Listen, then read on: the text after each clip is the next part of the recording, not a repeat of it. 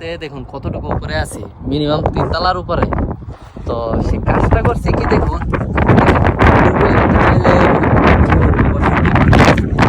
সাথে 4-5টা আউটডোর বসাই দিতে,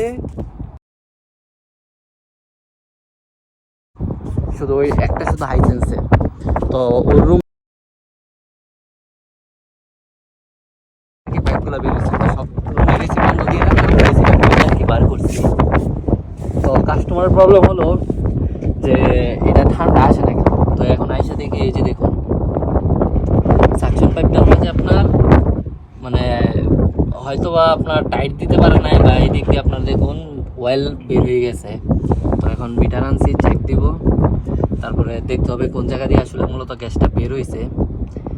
আসলে ওই জায়গাটা প্রবলেমটা সলভ করে তারপরে আবার গ্যাস রিপেয়ারিং করে দিতে হবে। তো গ্যাস দিয়ে দিলেই হয়ে যাবে। তো এখন আগে সবার আগে মূলত বুঝে বের করতে হবে আসলে কোন জায়গাতে আসলে লিকটা, যেহেতু এই দিক দিয়ে অয়েলটা বের হয়ে গেছে, তো এই দিক দিয়ে আপনার চেক দিব। এখন সাবান ফেরিয়ে আনার জন্য আর কি গেছি, এক জায়গাতে এতগুলো এসে থাকলে তখন একটু প্রবলেম হয়ে যায় আর কি। প্রত্যেকটা রুমে থাকলে তখন ঠিক আছে।